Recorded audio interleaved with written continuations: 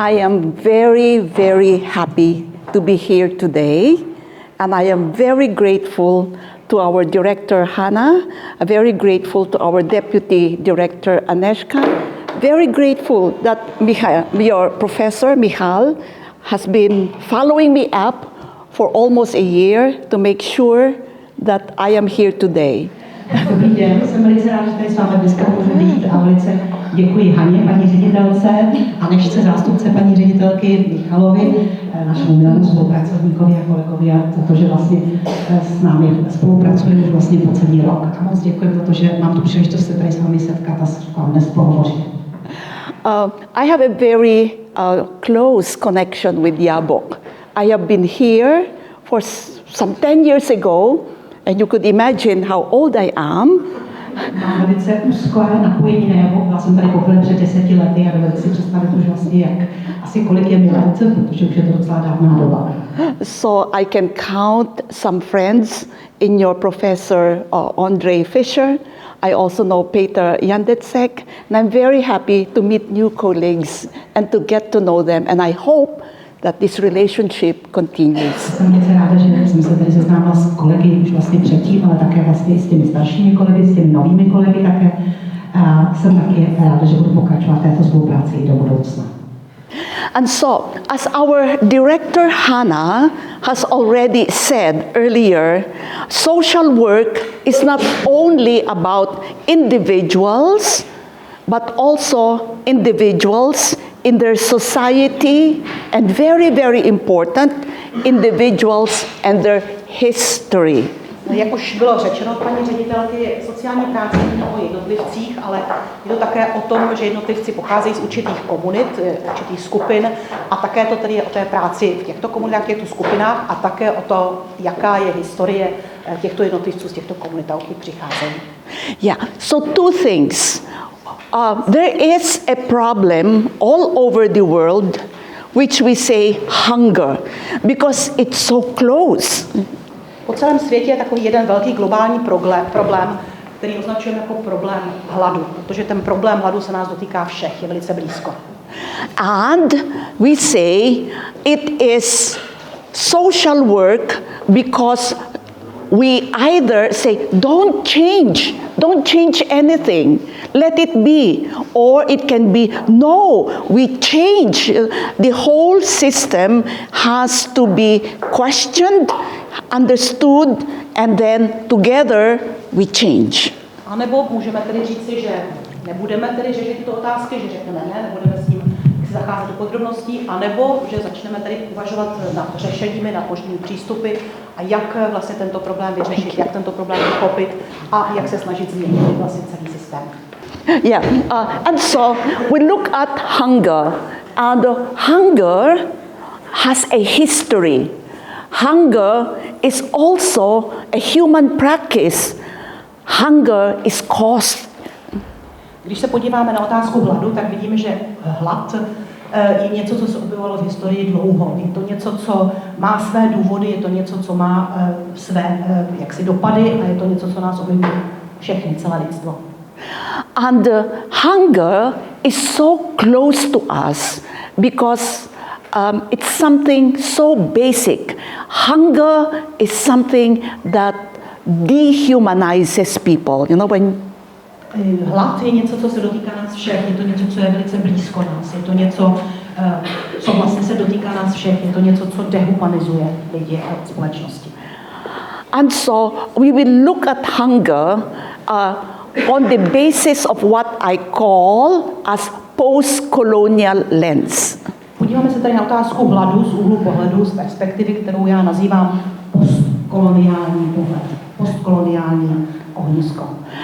And your professor Michal has earlier said, you know, that the world is divided into the north and the south, and we know that the north are the historically richer countries because they colonized.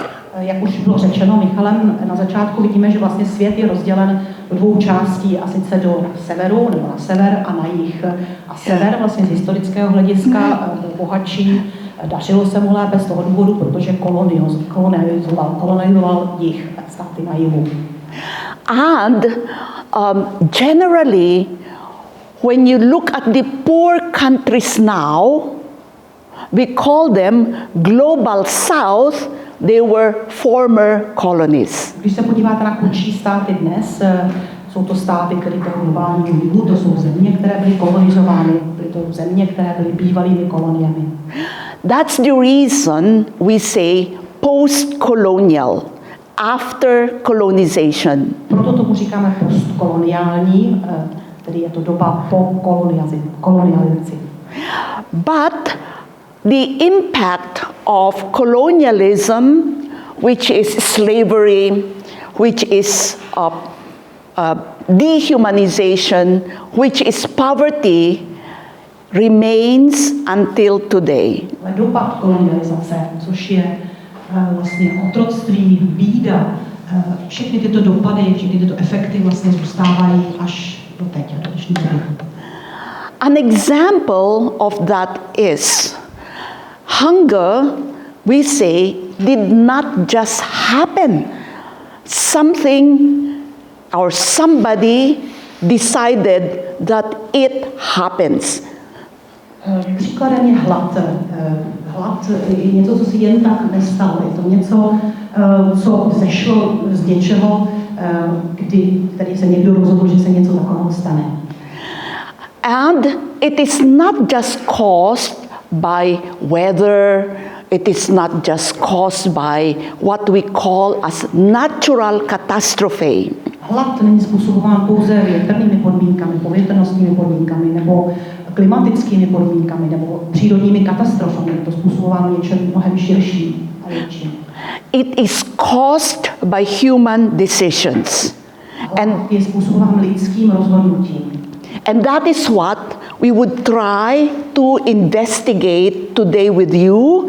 And I am so appreciative that you come this morning to be in this conversation. Tedy to, nad čím se dnes budeme zamýšlet, jsou to různé perspektivy, různé aspekty a ukážu vám tedy pár příkladů a jsem velice ráda, že se vlastně nad tímto tématem společně budeme zamýšlet. And I will introduce today what we call as the food regime theory. Dnes vám představím něco, co já sama nazývám teorii potravinového režimu. Now, the food regime theory is not mine. You know, it was created by Harriet Friedman and Philip McMichael. Harriet Friedman nová vytvořila tady tuto teorii potravinového režimu a je to tedy něco, co rozpracovali další věci potom dál. A regime is like a power. It's like it's like a government. It's just like a policy, and it is a regime because it can control. Je to vláda, je to politika, je to režim, je to něco, co má za cíl realizovat kontrolu. And there are, in the course of a few minutes, I will describe this regime, which we call imperial, food aid, corporate, and hunger. Během tedy následujících minut vás provedu 4 různými režimy potravinovými režimy a první z nich je imperiální, hlad jako imperiální režim. And the imperial regime, the first one, according to McMichael and to Friedman, is this. První imperiální potravinový režim byl tedy podle McMichaela a Friedmana tento následující. We just take the example of Great Britain. Vezmeme si tady jako pomůcku příklad Velké Británie.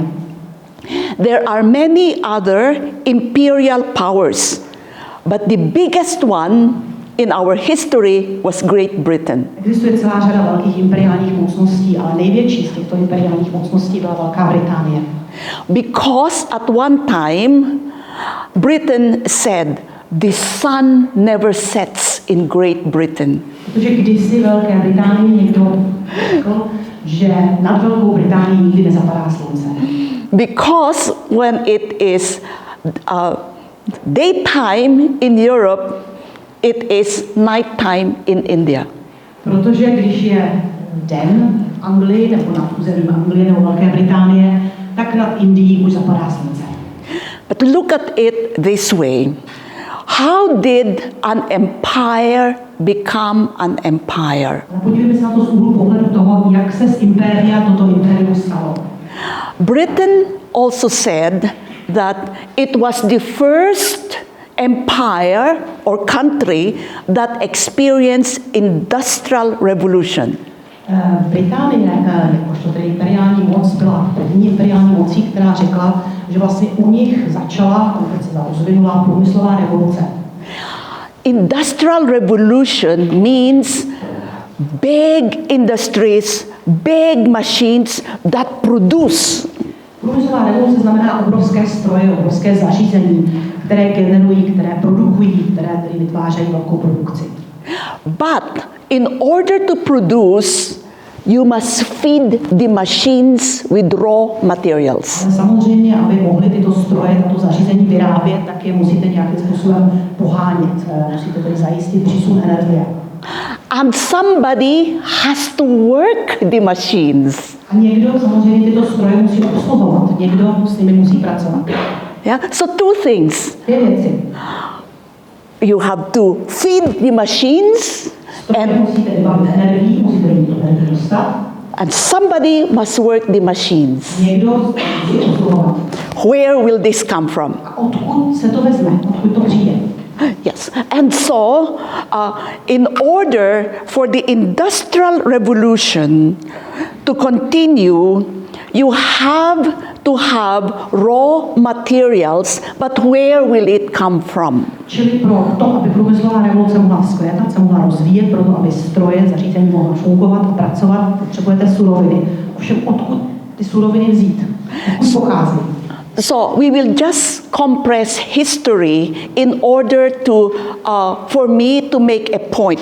Many things happened in the Industrial Revolution, but let me just be, forgive me for just being a little bit superficial in order to talk about hunger. Tady tedy dojde k takové určité zkratce, protože musíme, jak si to velice komprimovat, to velké rozsáhlé časové období, který budeme procházet tak, abychom se vlastně dostali k meritu věci, abychom mohli pohovořit o hladu a vlastně odkud tam pochází, takže vlastně tady z tohoto důvodu to zkomprimujeme, budeme trošičku povrchnější. Let's look at Europe. Beautiful place, many things have started here with a great civilization. Podívejme se na Evropu, krásné místo, krásné země, spousta věcí, tady začala vlastně zpětala tady civilizace, tady počátky civilizace. And after the Enlightenment, people also felt, well, we're feeding our minds, but we also have to feed our stomachs, and we need to experience new taste. A po osvícení se lidé začali zabývat otázkou, teď jsme vlastně nakrmili naše mysl, ale musíme také nakrmit naše těla. A z tohoto důvodu tedy potřebujeme nové inspirace, nové chutě, nové zážitky, chuťové zážitky, ale odkud tyto zážitky pocházejí. And so, Imperial Europe had to look for sugar. Imperiální Evropa tedy musela hledat, odkud vezme cukr. Great Britain was a very, very big consumer of sugar. That's why they had the Caribbean. Velká Británie byla velkým spotřebitelem cukru. Z tohoto důvodu potřebovali ten cukr někde získat a získávali ho z Karibiku. When they went to India, they had indigo, they had cotton, they had wheat. Když se dostali do Indie, tak tam odtud pocházela bavlna, indigo, pšenice. And so you could imagine all those products coming to feed the machines.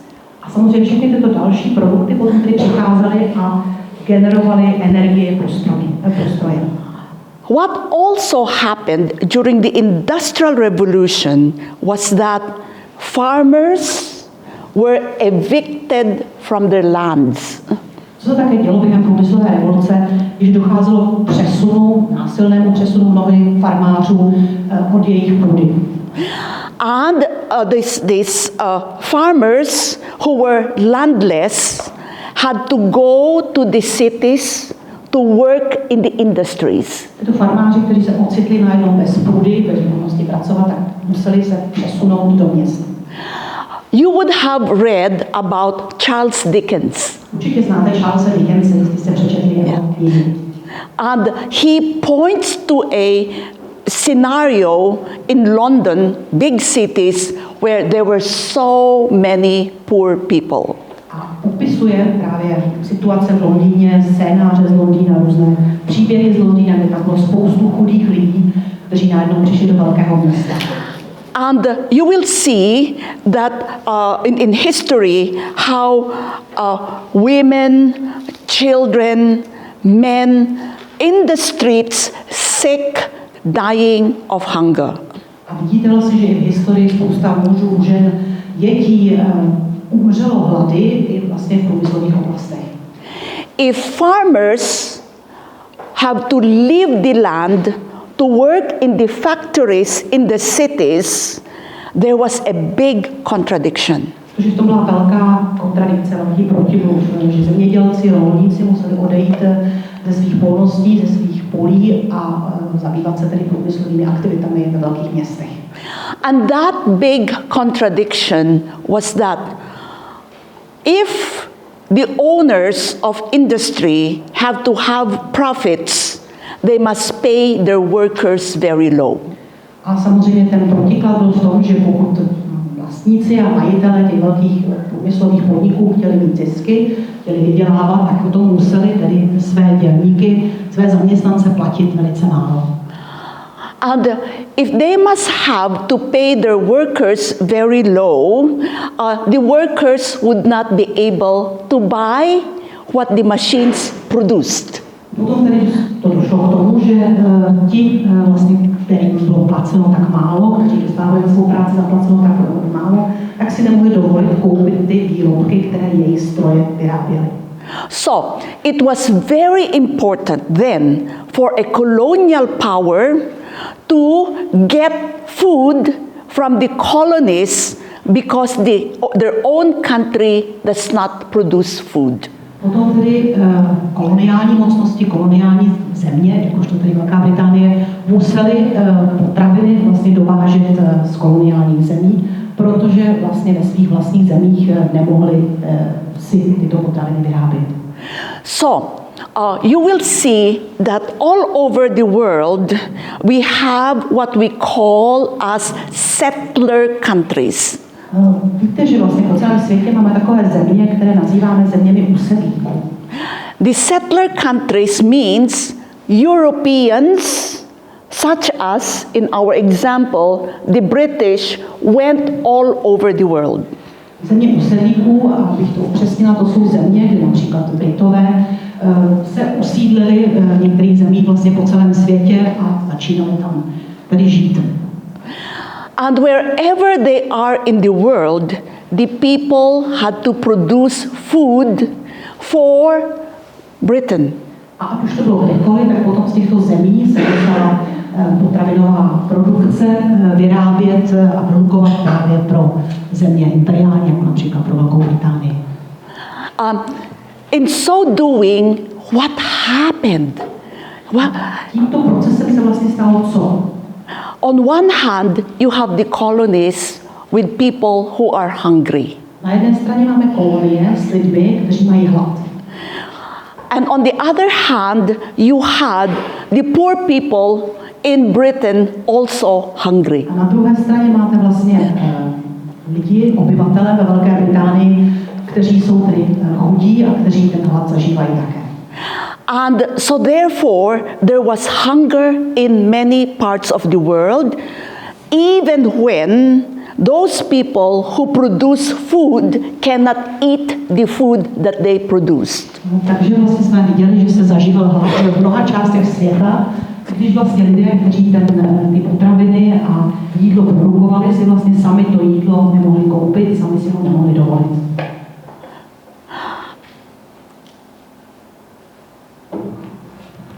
just allow me to make some dramatic photos of hunger in India at that time.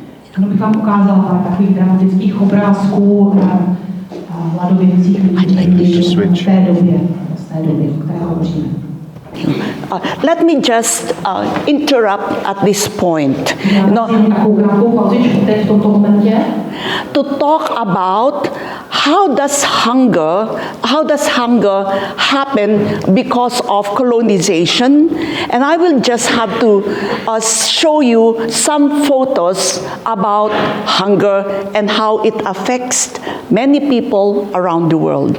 Já bych vám ukázat, jak hlad souvisí s kolonializací a jak hlad vlastně má velký dopad potom po celém světě a s kolonizačními otázkami. This is a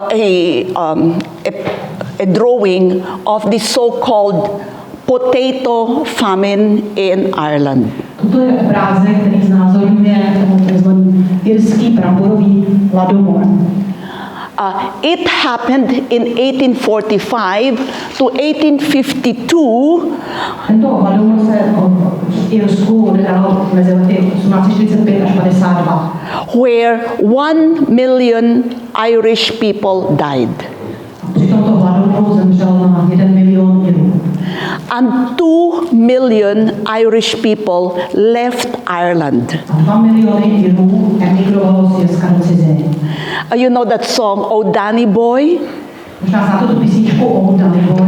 Yeah, that was that song, you know, because the Irish people were leaving Ireland and they're all over the world right now, especially United States. To bylo v době, kdy spoustu Irů vlastně odcházelo z Irska právě kvůli tomuto hladomoru a spousta Irů vlastně se usadilo potom po celém světě, ale nejvíce ve Spojených státech. So you have even presidents like Kennedy, Clinton, Joe Biden, Obama say, we are Irish. It's true.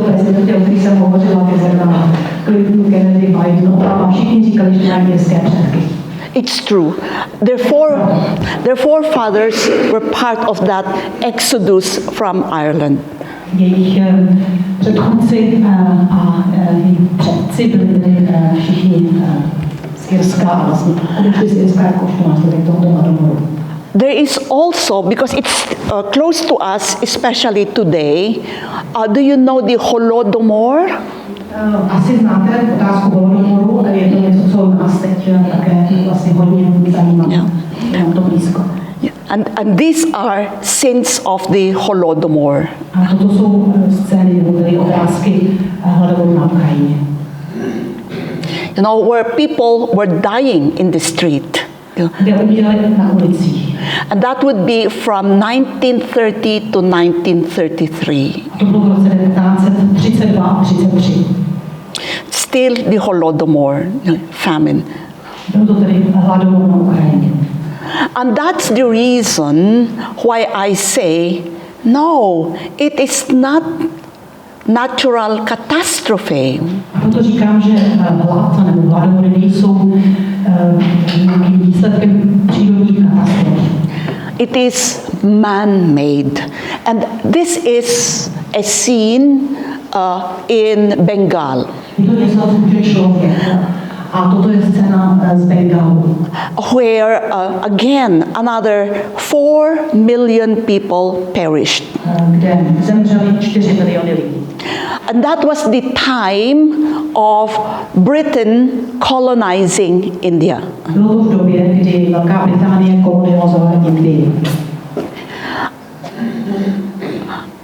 I'm sorry for these pictures, but I would just like to dramatize how a continent that was once agricultural would fall into a situation like this. Omlouvám se tyto dramatické obrázky, ale chtěla bych na to jenom ukázat, jak kontinent, který byl kdysi velice charakterizovaný právě silným zemědělstvím, upadl vlastně do takovéto situace, která je zde znázorněna. All right, and so that is what we call as the imperial food regime. Čemu říkáme imperiální potravinový režim? Because an imperial power controls food production. Protože imperiální moc má kontrolu nad výrobou potravin. Where, in the example of Great Britain, we have Great Britain telling India, produce cotton. Kdy vlastně jsme měli ten případ, kdy Velká Británie nařizovala Indii, aby Indie produkovala bavlnu. Produce tea. Produkovala čaj. Produce wheat. Pšenici. And all of this goes to Europe. A všechny z těchto zemědělských produktů směřovaly do Evropy. And the people themselves cannot cultivate their own land to produce the food that they culturally eat. A lidé v těch zemích tedy nemohli produkovat ty potraviny, které jsou kulturně zvyklí a které jim odpovídají. And when we talk about 1858 to 1947, forgive me for saying it's 4 million here, they say it is 3 million people died. Od roku 1858 až do roku 1947 zemřelo tedy v důsledku hladomoru na 3 až 4 miliony lidí.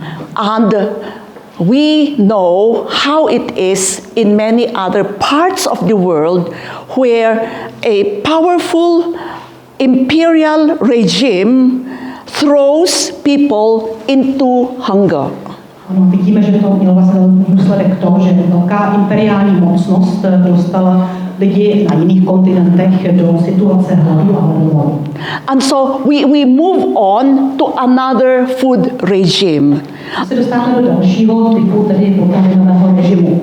The second one, which I would like to talk with you, is what we call as food aid. Ten druhý typ toho potravinového režimu, který bych ráda hovořila, je taková takzvaná potravinová pomoc. And in the food aid regime, we move to a point in history where the whole world was destroyed because of the Second World War. Když hovoříme o režimu potravinové pomoci, tak se dostáváme do situace, kdy po druhé světové válce byl celý svět totálně zničen. However, the United States entered the war very late. Ale Spojené státy se do druhé světové války přidali až v pozdější fázi. And Hitler had already marched throughout Europe. Hitler už obsadil většinu Evropy. And the United States waited. Spojené státy vyčkávaly. For Hitler to already attack many parts of Europe, but in the meantime, the United States was producing food. Vlastně v době, kdy Hitler napadal celou řadu evropských zemí, tak ve Spojených státech se stále produkovalo velké množství potravin. After the war, the United States had a big amount of food, but the whole world was hungry. V druhé světové válce byl ve Spojených státech přebytek potravin, byly tam hodně potravin, které byly vyprodukovány a zbytek světa byl hladový. And it was also after the Second World War where two big institutions were created. Také vlastně po druhé světové válce došlo k vytvoření dvou zásadních světových institucí. And these two big institutions are called the World Bank and the International Monetary Fund. Jsou to instituce, které nazýváme Světovou bankou a Mezinárodním měnovým fondem. And these two institutions were controlled by the United States and were specifically to give aid. Světová banka a Mezinárodní měnový fond byly instituce, které byly pod kontrolou Spojených států a byly to instituce, které byly zaměřeny na poskytování pomoci. And aid was needed by the whole world that was devastated by war. Pomoc byla samozřejmě žádoucí a potřebná, a sice ve všech částech světa, protože svět byl devastován druhou světovou válkou. But these two institutions are banks. They are not welfare institutions. Tyto instituce jsou banky, jsou finančního charakteru a nejsou to instituce, které mají sociální rozměr, nejsou to instituce, které by se zabývaly sociální pomocí.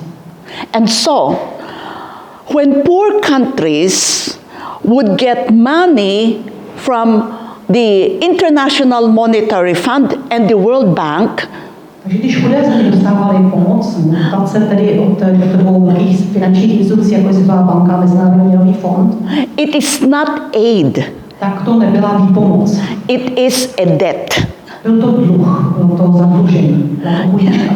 So the countries who are already suffering have to pay back. To znamená země, které vlastně už tak trpěly, už tak byly ve špatné situaci, museli potom ještě tyto půjčky splácet.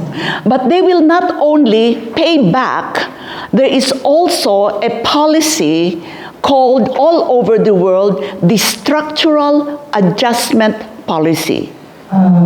Ale není to jenom o splácení tohoto dluhu, této částky, ale také je to o něčem, čemu říkáme destrukční politika přizpůsobení nebo adjustace. And the structural adjustment policy says people who borrow money from us or countries borrowing money from us, you must follow what we tell you to do. Tato politika říká, že státy nebo jednotlivci, kteří se tedy půjčí od těchto světových organizací, musí potom nejenom, že ty peníze splácet, ty dluhy splácet, ale také vlastně dělat to, co jim říkáme my a co nařizujeme. And two things. First, you must produce the food that we like you to produce. Dvě věci. První z nich je, že se tímto státům říká, musíte vyrábět ty potraviny, které vám řekneme, že vyrábět budete. And this food are the so-called export crops. To jsou takzvané exportní plodiny.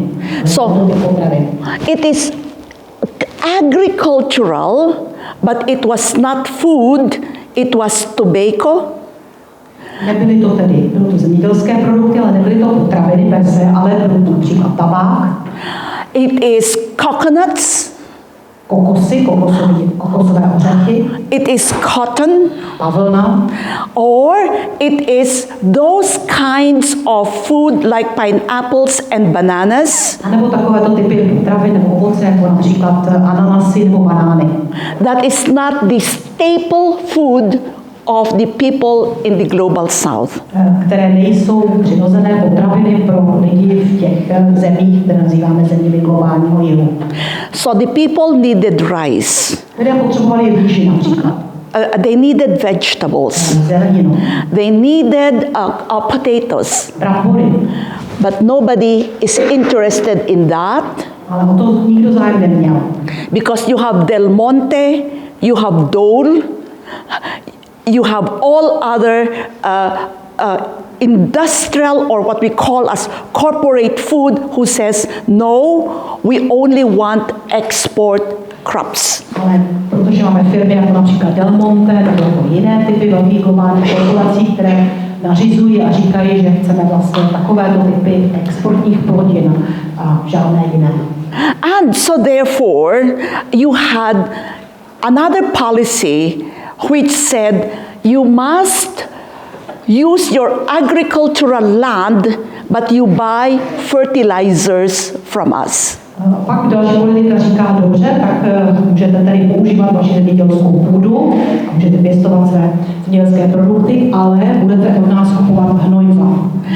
And so you had big industries in the first world, like Europe and the United States, which says we control agriculture. Velké průmyslové korporace tedy v Evropě a ve Spojených státech měly tedy takovou moc a takové jaksi těžké nebo takové argumenty, které říkali, že my vlastně budeme kontrolovat vaši zemědělskou výrobu. Because we have genetic technology, protože máme genetické technologie, we have chemical industry, máme chemický průmysl, and we are giving you money so you follow what we do. A půjčujeme vám peníze, dáváme vám peníze a z toho tady očekáváme, že budete dělat to, co vám říkáme. The result is that you have an industrial north and an agricultural south. A výsledek je potom ten, že máme průmyslový sever a zemědělský jih. Now, you would say, what's bad about that? Možná si kladete otázku, ale co je na tom tedy špatné? But then you have again what is called by the World Bank as free trade. Pak ale máme něco, čemu Světová banka říká volný obchod. So you have the World Trade Organization, which says která říká, that the first world and the third world, or the global north and the global south, can trade with each other. Která říká, že tedy obě ty části, to znamená vyspělý nebo rozvinutý sever a rozvíjící se jih, mohou spolu svobodně obchodovat. Without restrictions. Bez jakýchkoliv omezení. Free. Volný obchod. Good. Což je dobré. However, look at it this way. Ale podívejme se na to z jiné perspektivy. How many tons of dried coconut meat do you need in order to buy one computer? Kolik potřebujete, jak si vyrobit kokosu nebo kokosového oleje, abyste si koupili ten počítač? Because in a free trade system, your intellectual property rights are yours.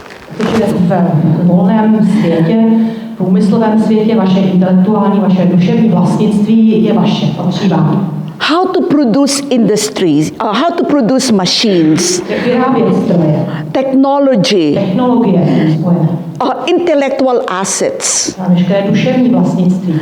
patented, not for free. A samozřejmě to je všechno patentováno, to není zadarmo. And the first world, global north, keeps it. Global south does not have it. Globální sever, rozvinuté země to mají, nechají si to pro sebe a globální jih to nemá. And so the global south has not created their own industries. Takže vlastně z toho plyne, že globální jih nevytvořil svůj vlastní průmysl. They remain until today agricultural. Až do současné doby globální zůstává zemědělský. Or they are the so-called sweatshops, factories. A nebo jsou to tedy takové dílny, které vyrábějí textilní provozy, nebo které vyrábějí textilní ošacení a tak dále. Factories for cheap labor. Jsou to podniky nebo firmy, kde je levná pracovní síla. They make our clothes, they make our manufactured food, all for export and not for the people who are living there. Dělá ze nich vlastně veškeré naše oblečení, i potraviny, které se potom k nám exportují, ale nedělá se to pro ty lidi, kteří tam pracují, ale pro lidi a pro země, kam se to exportuje. In this food aid regime, you also had, perhaps you have heard it, Green Revolution.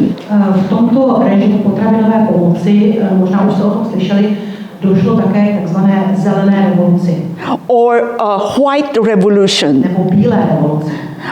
Green Revolution because you produce crops that used a lot of fertilizers. Zelená revoluce, to je něco, co označujeme, když produkujete plodiny nebo ty obilniny, které využívají hodně hnojiv.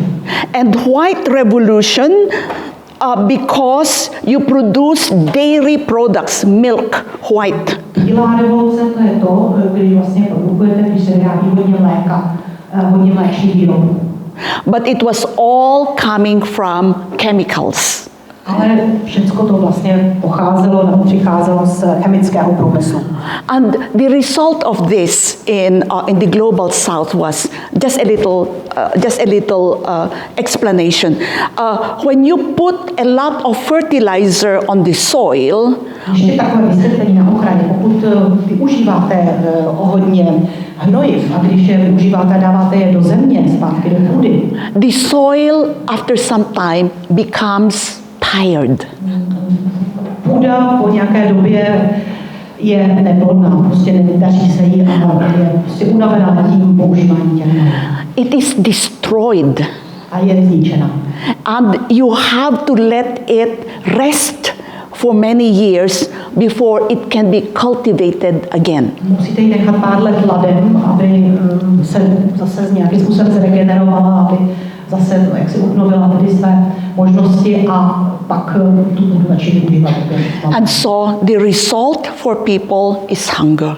Takže vlastně důsledkem tohoto všeho je, že lidi zažívají hlad. And so we go back when we say food aid. The world. Když hovoříme o potravinové pomoci, tak se vracíme zpět. The country was indebted. Země byly zadlužené. The farmers lost their indigenous crops. Rolníci, zemědělci ztráceli své původní rostliny a plodiny. The land was destroyed. A země, půda byla zničena. And that's the reason why hungry people come from countries which are agricultural. A to je ten důvod, proč hlad zažívají lidé v zemích, které byly a jsou zemědělsky orientované. We go to the the third regime. Se dostáváme k tomu třetímu typu potravinového režimu. And the third regime, after the imperial regime, after the food aid regime, we have what we call as the corporate regime. Why? Po tom imperiálním režimu potravinovém, potom po tom potravinovém režimu potravinové pomoci máme něco, čemu říkáme korporátní potravinový režim. And that is to me the most hurting. A to je něco, co způsobuje velké škody. Because many of us talk about the UN sustainable goals. Samozřejmě spoustu z nás hovoří a zná, co to znamená udržitelné cíle podle Charty OSN. SDG, with number 2, SDG goal is to erase hunger, zero hunger in 2030. Cíl SDG, tedy číslo 2, podle tedy OSN, je do roku 2030 eliminovat globální hlad. Nobody will be hungry 7 years from now. Že za 7 let, tedy ode dneška, už nikdo nebude na celém světě zažívat hlad. And I am very angry each time I see this because that's a lie. Velice mě to rozčiluje, když o tom někdo hovoří, nebo když to vidím, protože vidím, že to není pravda, že to je prostě lež. Because the United Nations never said, corporations, stop your profit making and stop killing people.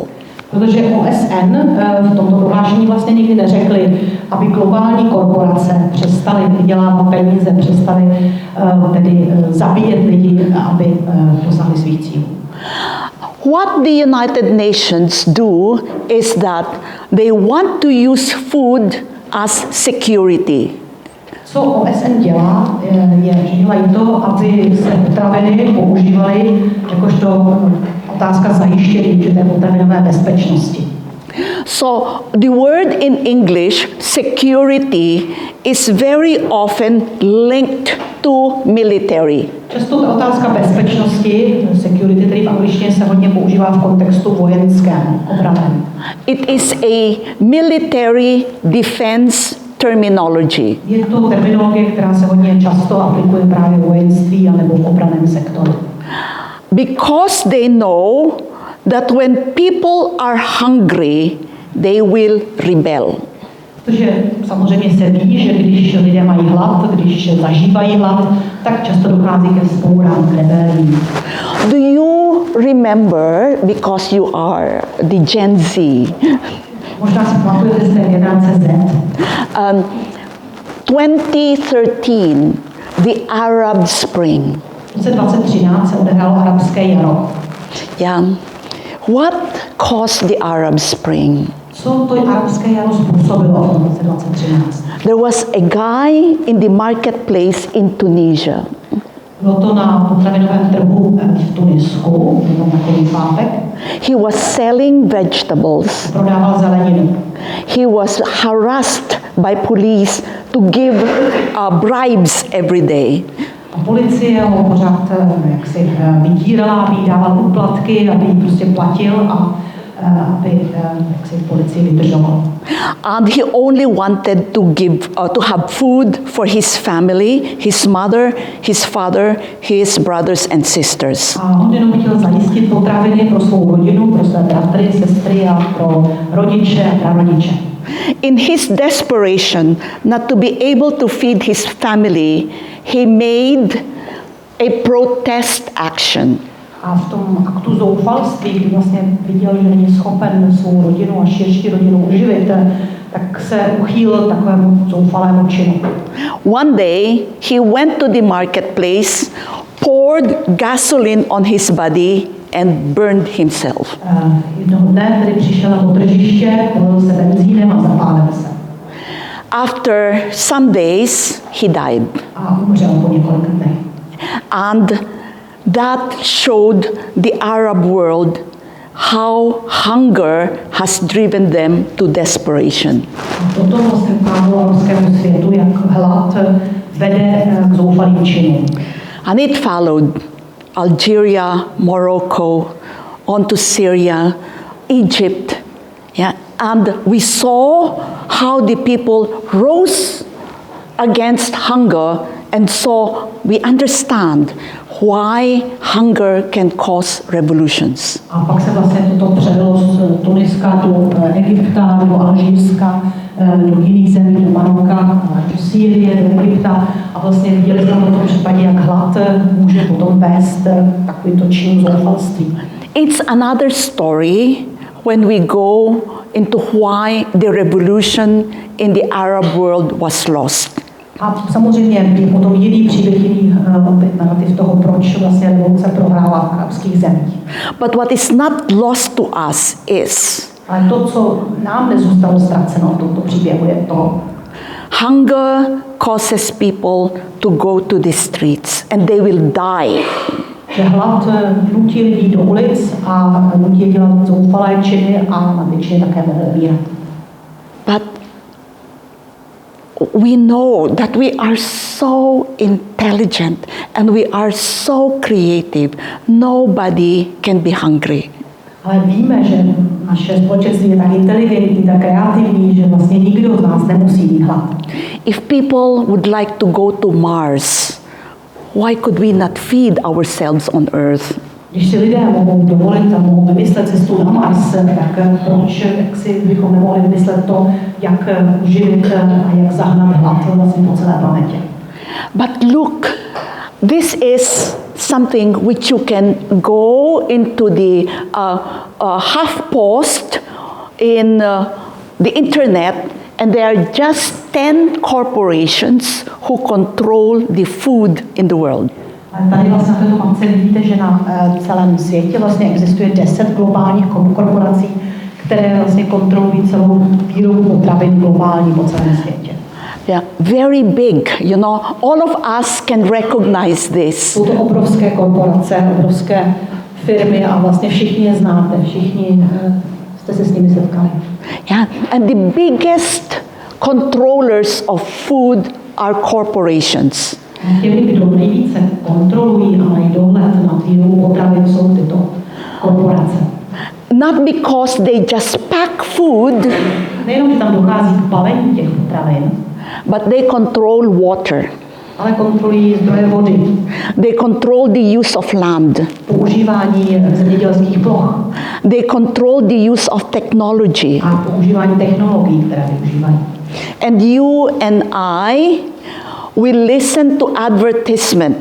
A vy i já, jak si posloucháme reklamy, které to teď neprodukují. Who has not gone to Starbucks? Kdo z nás nikdy nebyl ve Starbucksu? Yeah, who has not eaten food from Unilever? Kdo z nás nikdy nejedl jídlo z Unileveru? Or food that was produced by Kellogg's? Nebo jídlo, které bylo vyrobeno firmou Kellogg's? If we would look at the food that we buy, they are controlled by corporations. Když se podíváme na jídlo, které kupujeme, které konzumujeme, to jídlo vyrábí velké korporace. And what has happened to the small farmers? A co se stalo s malými farmáři, s malými zemědělci? The poor farmers in Europe and all over the world are saying, we remain poor. Ti říkají, ať už jsou v Evropě nebo vlastně po celém světě globálně, že zůstávají pořád chudí. And so therefore, we say there is such thing as a food regime, and that food regime is corporate.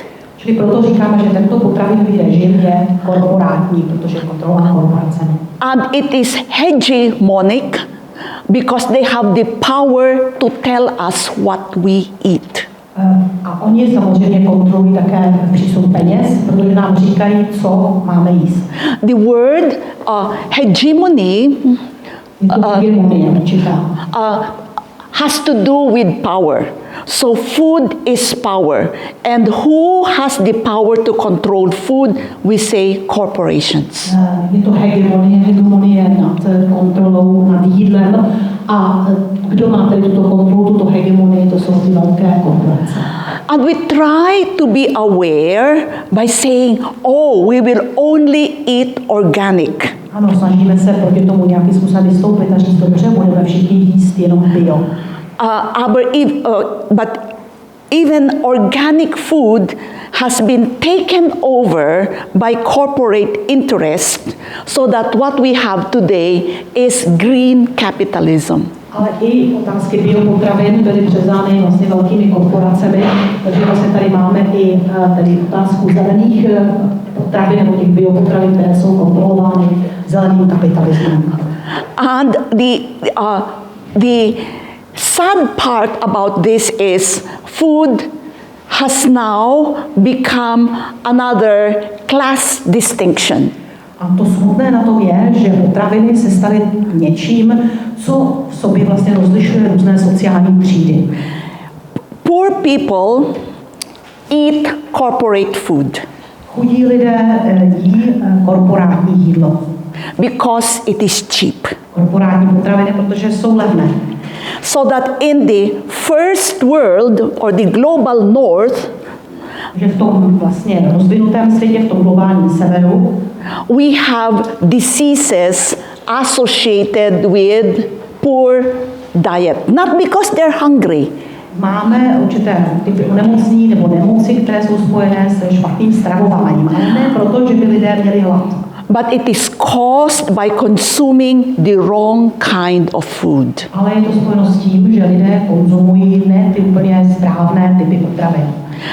We have the cancer, Máme onemocnění jako je rakovina, diabetes, cukrovka, diabetes. We have all forms of diseases associated with obesity. A veškeré typy onemocnění, které jsou asociovány, připisovány na úkor obezitě.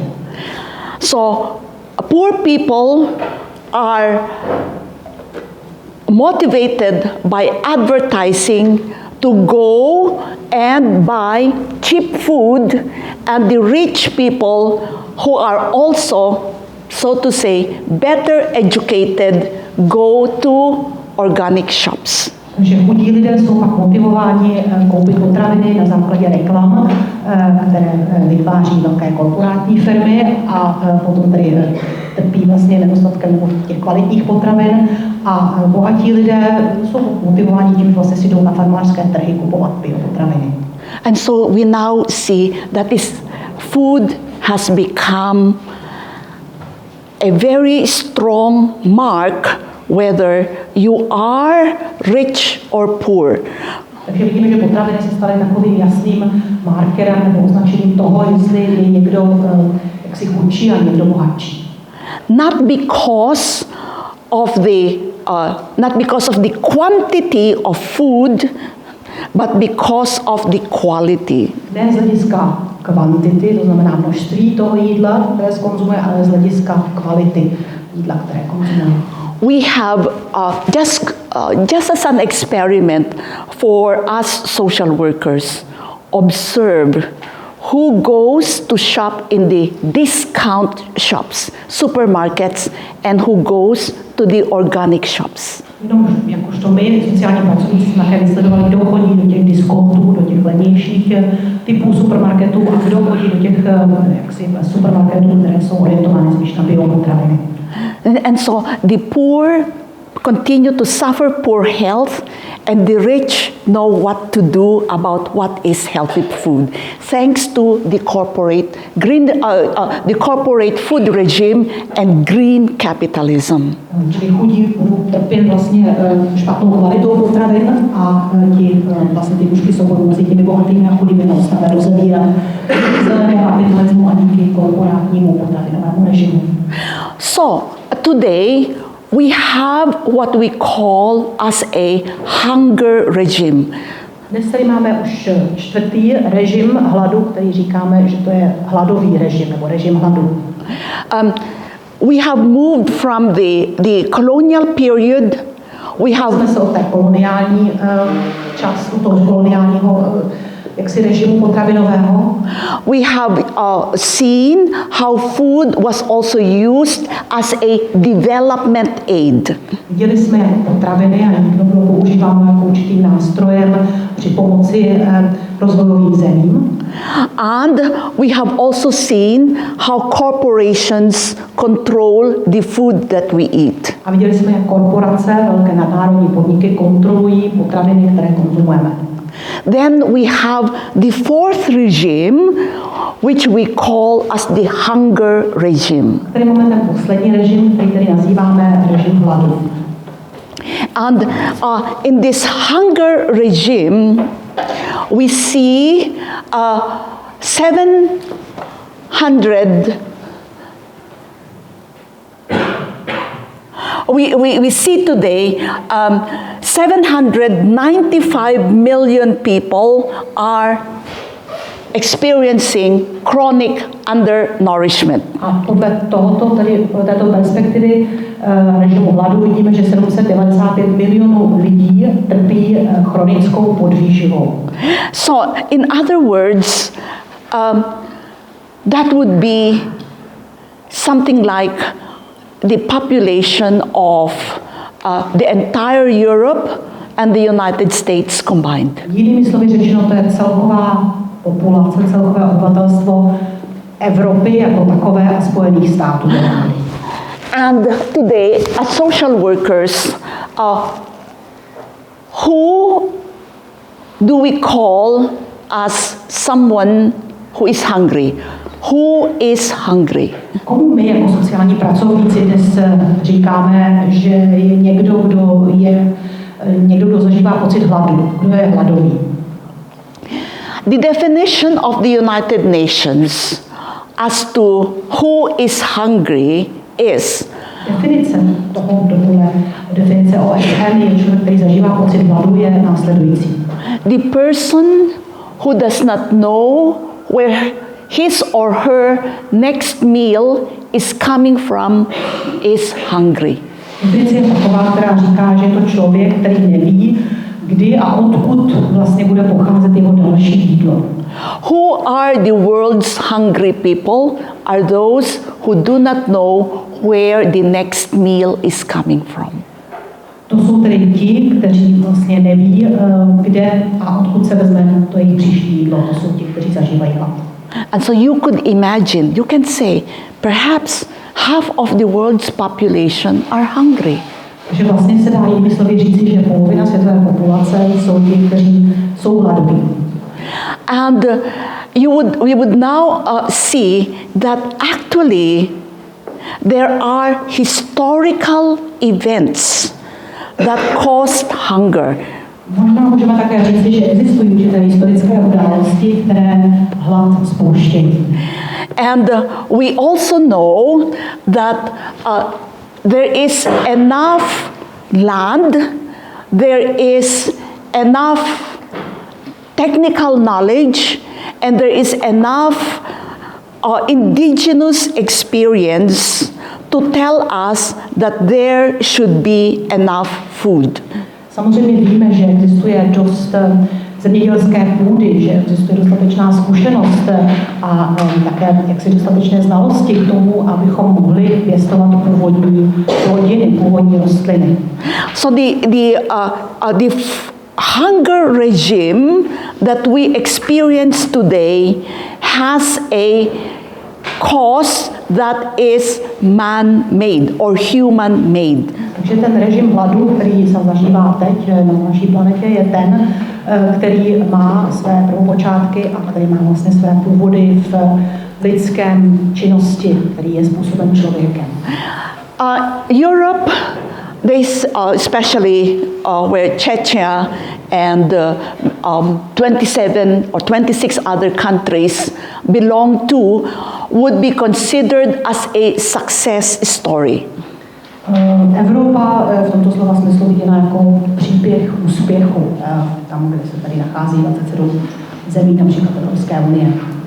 But in recent years, even where I come from, because I work there, I originally come from the Philippines, I work in Germany, and Germany is the so-called economic juggernaut in Europe.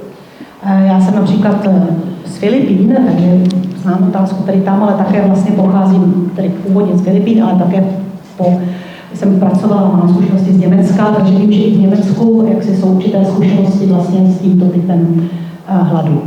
And Germany, they say, is rich. A Německo, tady říkáme a vidíme, že Německo je bohatá země. But you know what?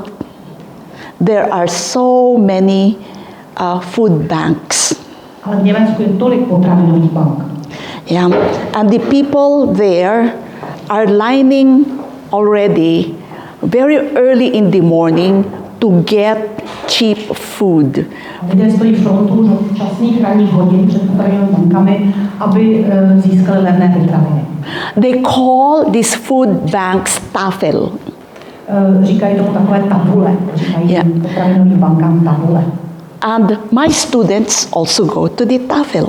A také moji studenti chodí k těmto tabulím, nebo jsou to takové. And they tell me it is very dehumanizing. Říkají, že to pro ně je něco, co je velice ponižující, takové velice dehumanizující. And they say that poor families have also to protect their sense of dignity. Protože i chudé rodiny musí bránit svoji důstojnost. So they hide. They try to hide while entering the food banks because they do not want other people to see them. Takže se snaží různě schovávat nebo se různě skrývat, protože nechtějí, aby je viděli jejich sousedé nebo lidé, kterým přicházejí do kontaktu. And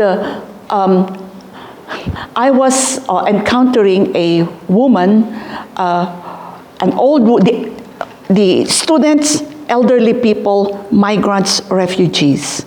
To většinou studenti, starší lidé, migranti, uprchlíci, kteří se v těchto frontách vyskytují. And here is a woman who has worked her whole life. Pak se tam najednou vyskytla žena, která pracovala vlastně celý život. And she said, I am happy that there is a Tafelladen, you know, a food bank, a food shop, where she can buy cheaper food. With €1, they give her a bag of food.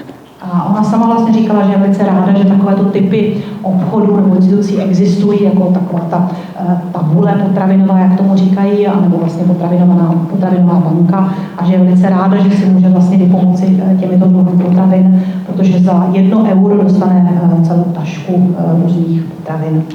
She does not have a choice as to what things this bag would contain. Nemůže si vybrat, co v tom balíčku těch potravin, které dostane, bude. And she's just happy to have it. Ale je za to ráda. And then she tells, sometimes to her surprise, sometimes there's even a pepperoni. A někdy říká, dobře, tak dokonce někdy je tam i pepperonka a to jim dělá radost. Sometimes there's even a pepperoni and she's very happy about it. A prostě má z takových úplně obyčejných věcí velkou radost. And that's why I say the soft or the Germany with all of its symbol of wealth, but the sad unseen part of it are the hungry people. A proto říkám Německo sice jako symbol blahobytu, symbol prosperity v Evropě, ale i to má své odvrácené stránky a to je právě ten symbol těch hladových, kteří stojí tu frontu v této potravinové bance. Who also do not know where the next meal is coming from. A to jsou vlastně také ti, kteří neví, odkud bude pocházet jejich příští jídlo.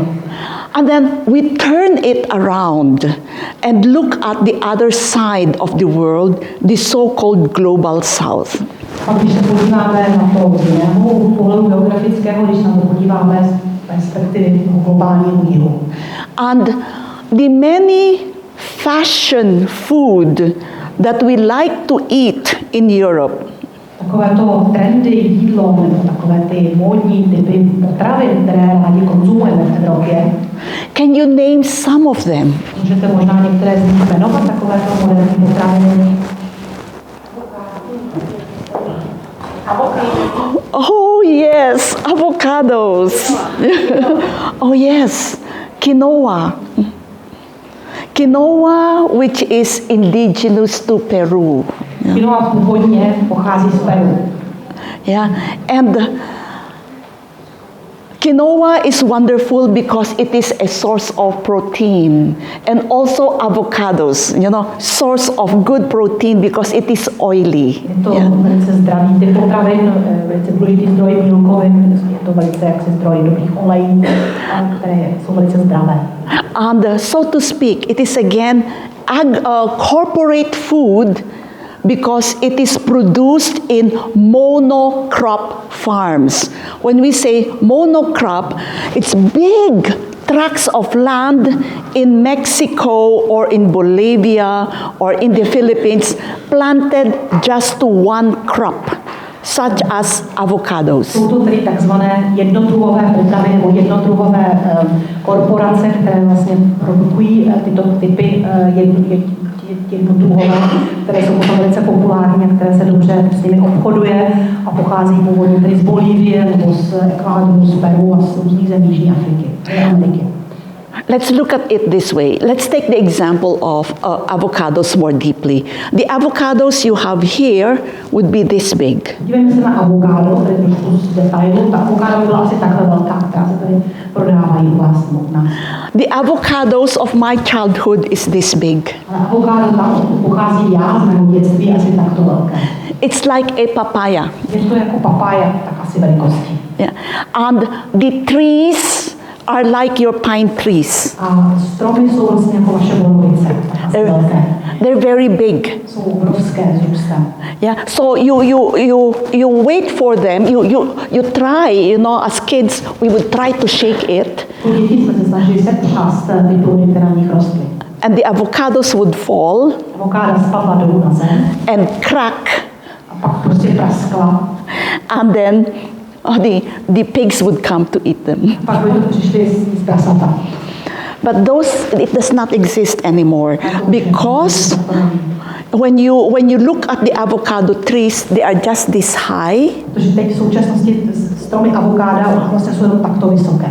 So that the workers could harvest. Takže vlastně co rolníci můžou vlastně sklízet a dá se to velice dobře obsloužit.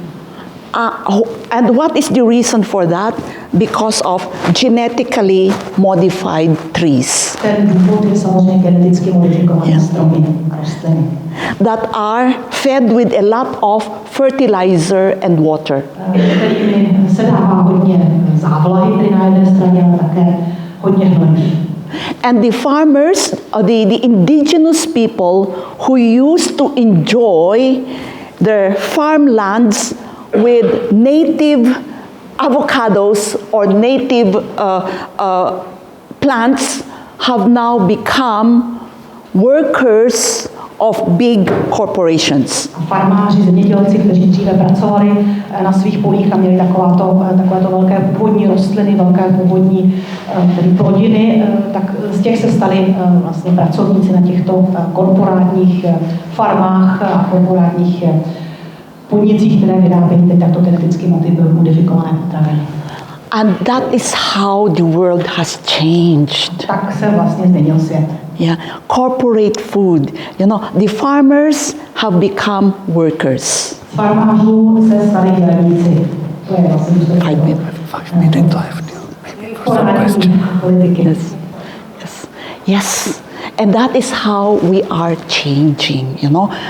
The food regimes have changed our lifestyles, and we are all consumers of trendy food. Takže tak vlastně se změnil náš život, změnil se systém toho, jak konzumujeme potraviny, a vlastně tyto korporátní dopady měly také vliv na to, že konzumujeme tyto módní a tyto populární potraviny.